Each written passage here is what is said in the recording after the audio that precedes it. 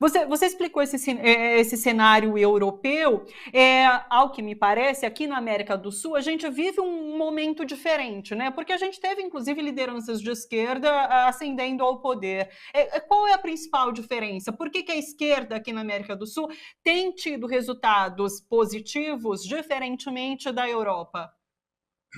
Olha, eu vejo. A primeira diferença é que na América Latina, que se encontra na periferia do sistema capitalista, a esquerda, de forma geral, com exceções, ela tem um corte anti-imperialista importante. Ela é uma esquerda antissistema, se não internamente aos seus países, ela é uma esquerda contra o sistema de domínio imperialista que está vigente sobre a periferia do capitalismo, não é?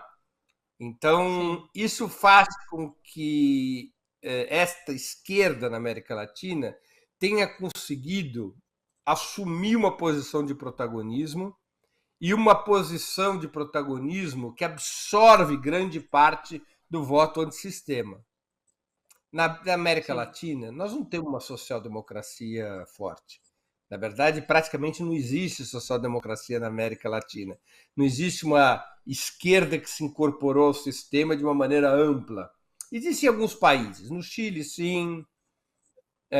De certa forma, um pouquinho no Uruguai.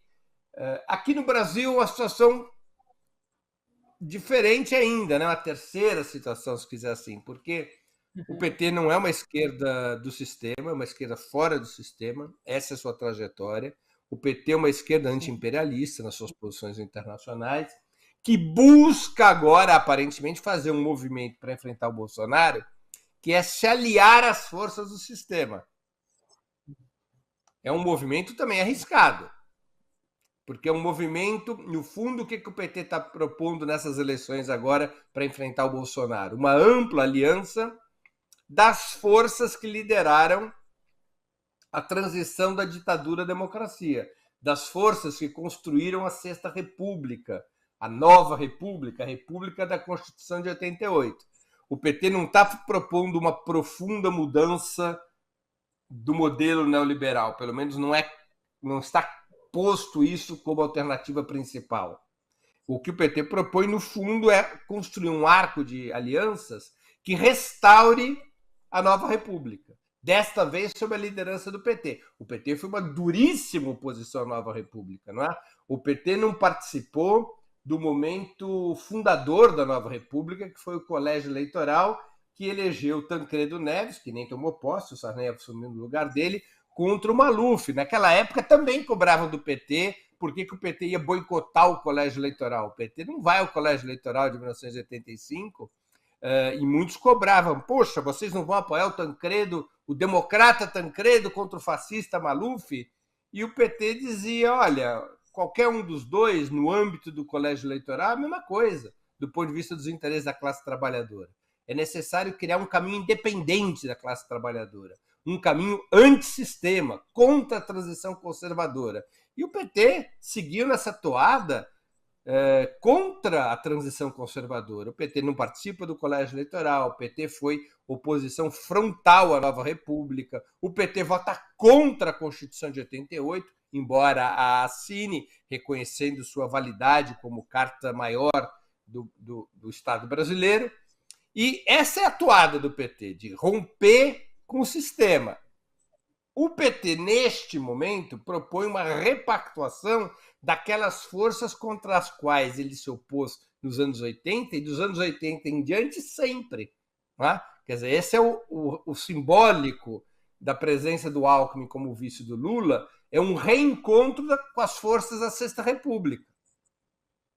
Então o PT faz um movimento oposto do Mélenchon. O movimento do Mélenchon é Sim, antissistema. sim, O movimento do sim. PT é uma repactuação pela restauração do sistema, E que é atacado pelo.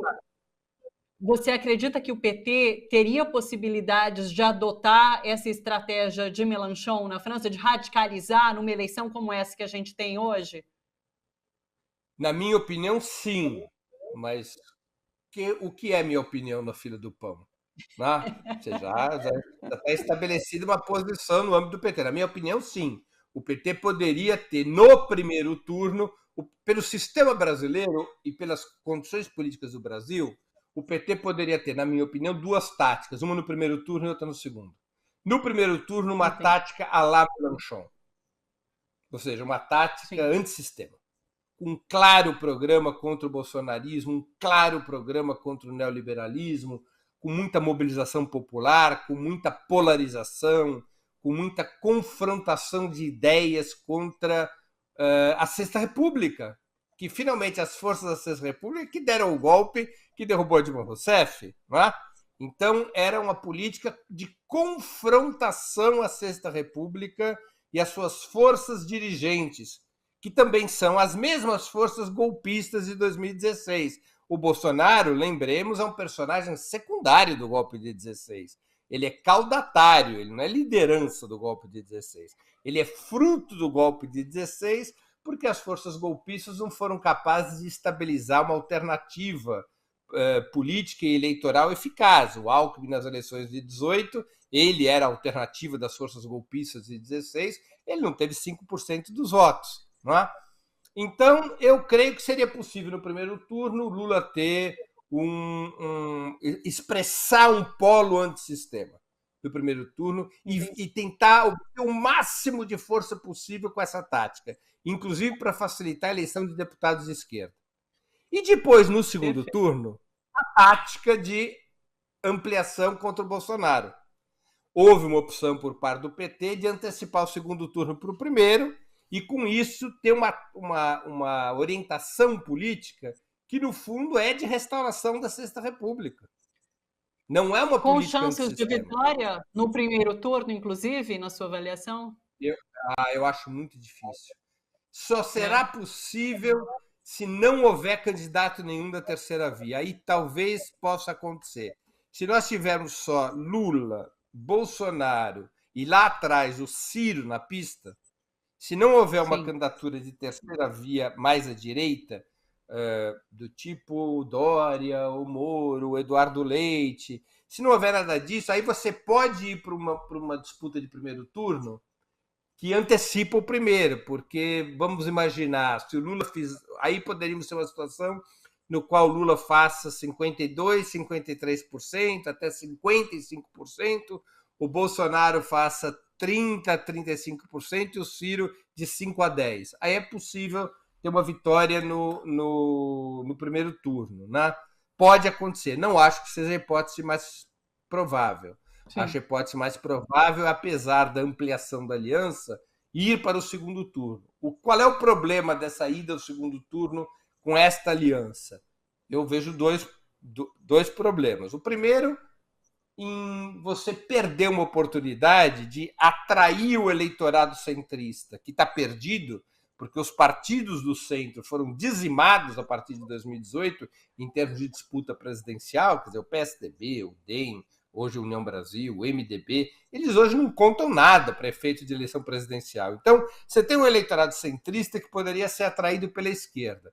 Se você usa uma tática de frente de esquerda no primeiro turno, uma tática de polarização pela esquerda, à la Mélenchon, você poderia atrair esse eleitorado centrista para uma posição de esquerda, um pouco como o PT fez, embora sem ganhar as eleições, de 89.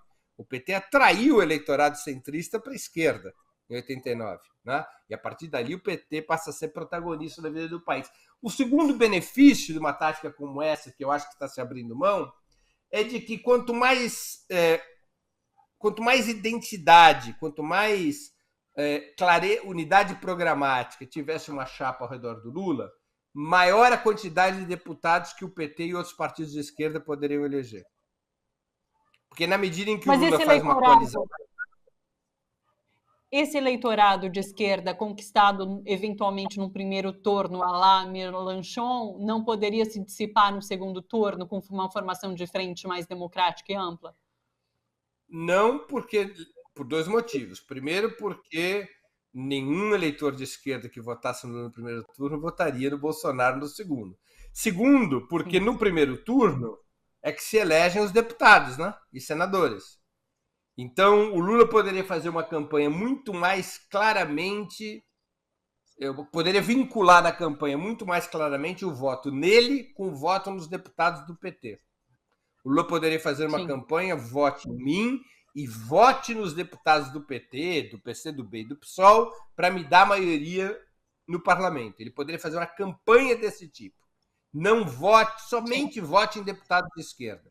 Quando você faz uma coalizão mais ampla, o Lula já não pode fazer esse discurso. Porque senão ele vai se confrontar contra os aliados nos estados, contra os aliados nacionais. Então, quanto maior a aliança, mais difícil para o Lula e para os candidatos a governador do PT, por exemplo, chamarem o voto em parlamentares de esquerda. Né? Então, eu acho que está se perdendo uma oportunidade. Mas, enfim, esse é o rumo que o PT está marchando. É um rumo que a sua direção, o próprio Lula julgam mais conveniente, aparentemente, para tentar vencer as eleições, eventualmente no primeiro turno, e de alguma maneira acham que isso é mais conveniente, embora eu não entenda bem como, para governabilidade depois de vencer.